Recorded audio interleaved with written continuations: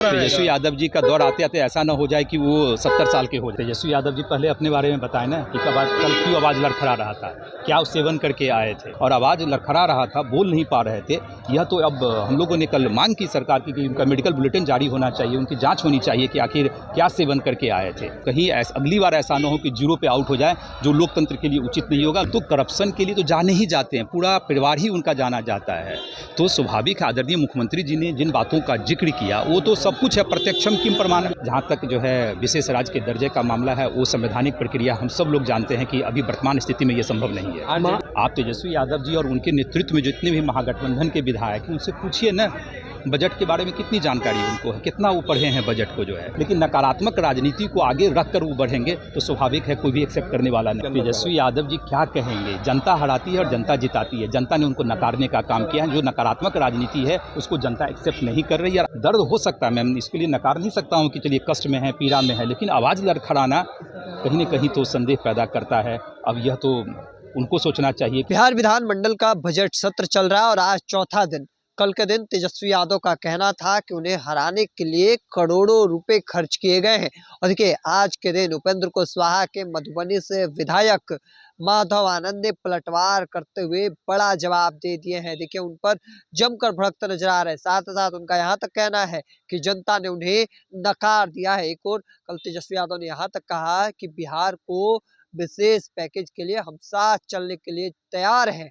और देखिए क्या कुछ कह रहे हैं माधवानंद पलटवार करते हुए, पहले उनके पूरे बयानों को सुनिए। सर आज बजट पर बहस होना है कई मुद्दों को लेकर के, विपक्ष कह रहे सारी तैयारी करके आए हैं, सरकार को घेरेंगे कई मुद्दों पर। सरकार को घेरे ना, सकारात्मक चर्चा करे विपक्ष, लेकिन सकारात्मक चर्चा न करके अगर नकारात्मक बातें करेंगे, तथ्यहीन बात करेंगे, पहले तो बजट को पढ़े ना।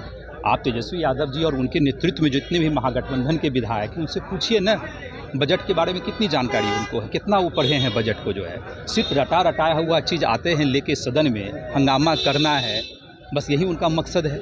अगर सकारात्मक अगर चर्चा करें तो हम लोग स्वागत करने के लिए तैयार हैं।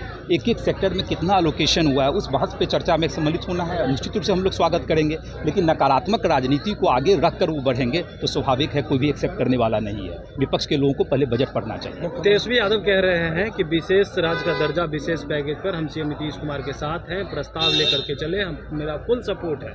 कि विशेष राज्य का दर्जा सबको पता है कि क्या स्थिति है। आदरणीय प्रधानमंत्री जी के नेतृत्व में जो पिछला बजट भी आया था और उसके पिछले जो बजट आए थे उसमें बिहार को कितने सारे प्रोजेक्ट जैसे मिले। तो आर्थिक पैकेज के रूप में हमेशा केंद्र सरकार जो है बिहार को जो है सो दे रही है और आगे भी देती रहेगी। जहाँ तक जो है विशेष राज्य के दर्जे का मामला है, वो संवैधानिक प्रक्रिया हम सब लोग जानते हैं कि अभी वर्तमान स्थिति में ये संभव नहीं है। आरजेडी के विधायक हैं सर, करें नीतीश कुमार अगर दवा खा करके आते हैं, उनकी तबीयत ठीक रहती है, दवा नहीं खाते हैं तो गड़बड़ा जाते हैं। तेजस्वी यादव जी पहले अपने बारे में बताएं ना कि कल क्यों आवाज़ लड़खड़ा रहा था, क्या सेवन करके आए थे। यंग हैं, युवा है, साथी हैं, मेरे भाई तुल्य हैं, लेकिन जिस वो बोल भी नहीं पा रहे थे, वो खड़ा नहीं हो पा रहे थे। दर्द हो सकता है, मैं इसके लिए नकार नहीं सकता हूँ कि चलिए कष्ट में है, पीड़ा में है, लेकिन आवाज़ लड़खड़ाना कहीं न कहीं तो संदेह पैदा करता है। अब यह तो उनको सोचना चाहिए कि प्रतिपक्ष के नेता के रूप में वो क्या उदाहरण जो है सदन में देना चाहते हैं। किस तरह का संदेह पैदा कर रहा है? निश्चित रूप से बहुत तरह के संदेह है। आवाज़ लड़खड़ाना कोई सामान्य बात नहीं है, खासकर युवा साथी हैं वो, और आवाज़ लड़खड़ा रहा था, बोल नहीं पा रहे थे। यह तो अब हम लोगों ने कल मांग की सरकार की कि उनका मेडिकल बुलेटिन जारी होना चाहिए, उनकी जाँच होनी चाहिए कि आखिर क्या सेवन करके आए थे। अब क्या सेवन करके आए तो उन्हीं को पता होगा या उनके साथियों को पता होगा, लेकिन कल का जो वाकया हुआ अपने आप में दुर्भाग्यपूर्ण। माधव जी एक सवाल है कि नीतीश कुमार ने तेजस्वी यादव पर आरोप लगाया था 6 विधायक खरीद बिक्री करने का, और कहा इसलिए हम लोगों ने साथ भी छोड़ा था, तुम इधर उधर कर। तेजस्वी यादव जी तो और उनका पूरा परिवार करप्शन के मामले में तो अव्वल है। आज परिवार में कोई भी सदस्य बचा है जिस पे करप्शन के जैसे चार्जेस न हो, तो करप्शन के लिए तो जाने ही जाते हैं, पूरा परिवार ही उनका जाना जाता है। तो स्वाभाविक आदरणीय मुख्यमंत्री जी ने जिन बातों का जिक्र किया वो तो सब कुछ है, प्रत्यक्षम किम प्रमाणम। किस तरह विधायकों को खरीदने में लगे हुए थे उस पर भी इन्वेस्टिगेशन चल रहा है, आप लोगों को पता है, कई लोगों को सम्मन भी जारी हुआ है। तो स्वाभाविक है उनका तो पूरा खानदान इसी में। अंतिम सवाल, करोड़ों रुपया खर्च करके आप लोगों ने चुनाव हराया है, ऐसा तेजस्वी यादव सदन के अंदर। तेजस्वी यादव जी क्या कहेंगे, जनता हराती है और जनता जनता जिताती है, जनता ने उनको नकारने का काम किया है। जो नकारात्मक राजनीति है उसको जनता एक्सेप्ट नहीं कर रही और आगे भी नहीं करेगी।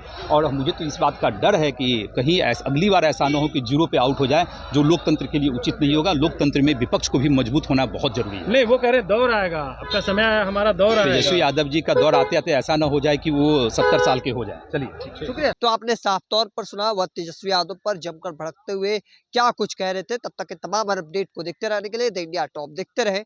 धन्यवाद।